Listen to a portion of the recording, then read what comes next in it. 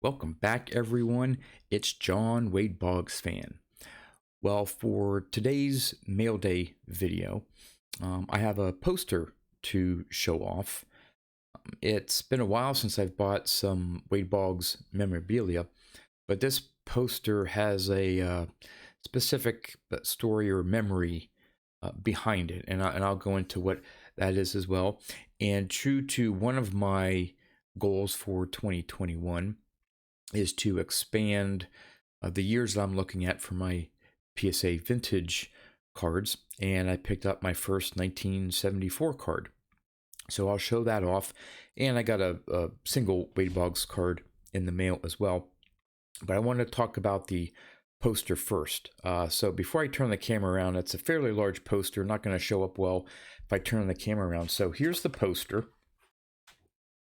Okay. So you can see it has Wade Boggs there, Bobby Doerr, Mario Stremski, Dennis Eckersley. I'm not sure who the other players are, but it says Red Sox Heroes.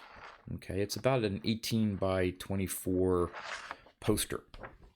And what caught my eye, other than, of course, Boggs being featured in it, is the seller, I guess, at one point was a dealer, maybe he still is, or a show promoter, and he had that lithograph, the original, I guess, done for a card show that he had in Sturbridge, Massachusetts in 2004. Now, for those of you who know some of the background of how I got into collecting Wade Boggs, you'll know that my mom's originally from Massachusetts. I used to go up there during the summer and Thanksgiving for about a week each time to see my grandparents, watch the Red Sox on TV, occasionally go to Fenway Park. That's how I started rooting for the Red Sox and so on. And my mom lived and grew up in a town called Southbridge, Massachusetts, which is right over the Connecticut border, sort of, I guess, in the middle of Massachusetts, again, right over the Connecticut border. And the town right next to it was Sturbridge. So when I saw that this poster was done for a show in Sturbridge, Massachusetts, one, it's like I said, it's a town right next to where my mom grew up. But second, it reminded me that this must have been either 1987 or maybe 1988, I would think. And I don't know if it was one of the times that I went up for the summer or if it was around Thanksgiving time. But I remember, and probably found it in a Beckett magazine when they advertised shows or whatever, I had found out that there was a card show that was being held, and I'm almost positive it was in Sturbridge. Now, again, this is a lot earlier than the 2004 of this poster. But I remember my dad taking me, and maybe my grandfather, I'm not sure, but at least my dad taking me to the show. Found a couple things, but I ended up buying a unopened box of 1987 Donruss because I liked the design, and at the time I think I was looking for some of the key rookies or players and stuff like that. And I remember taking it back to my grandparents and sitting on their living room floor. So I would have been 15, 16 maybe, something like that, and debating whether I wanted to open up the packs or not, or just keep it unopened. Because again, you had some of the at the time the key rookies. You had Maddox and Bonds and Canseco. I mean, all those from '87. Barry Larkin, And so I was debating and debating, like, should I open it or not? Well, I ended up busting open all the packs, open them all up, and I got some of the cards I wanted, but I remember specifically that I did not get a Greg Maddux rookie. And to this day, I still don't have a 1987 Donruss Greg Maddux. So again, just a little bit of my collecting history memories were brought back just because of that poster. And of course, it adds to my Wade Boggs collection, so that's an added bonus. So that's all for that. So I'm going to turn the camera around, check out the 1974 PSA vintage card that I got and the single Wade Boggs card. So let's go take a look. All right, as usual, we will get to the Wade Boggs card first.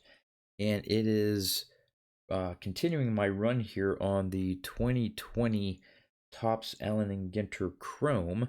I had shown you, I think in the last video, the refractor and the green refractor. Well, now I picked up the mini.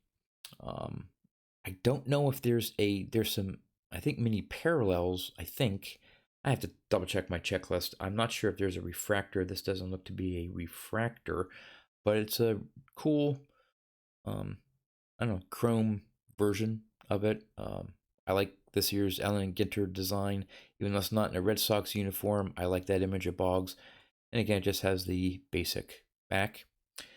So that's my Wade Boggs pickup.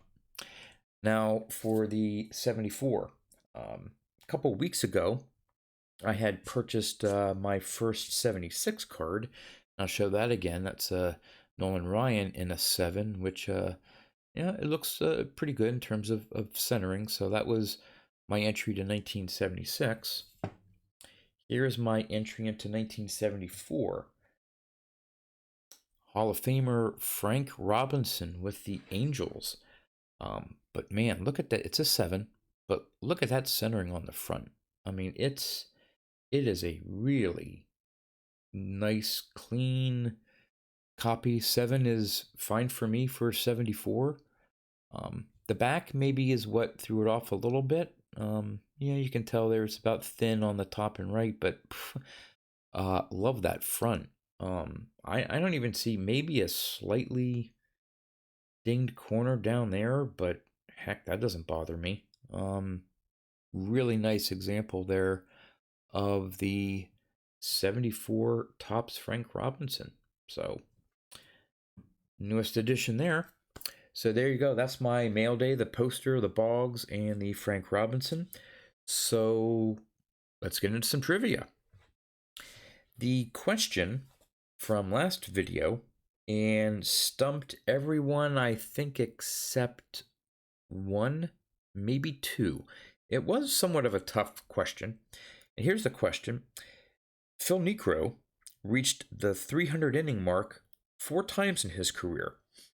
Who is the most recent pitcher to throw 300 innings in a season? And a couple of you, maybe 3 or 4, guessed Randy Johnson. And that was a good guess. He pitched 271.2 innings in 1999, but he never reached 300.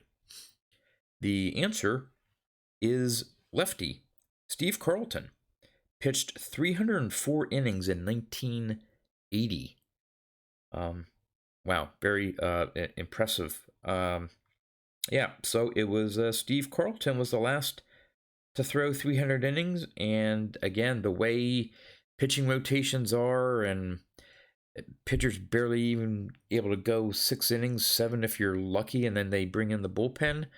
I'm not sure the next time another pitcher is going to pitch 300 innings in a season, considering it's been 40 years since the last one did it. So we may never see that again. So there you go. All right. Now for the new trivia question. Who currently has the highest career strikeouts per 9 innings rate, minimum of 1,000 career innings pitched?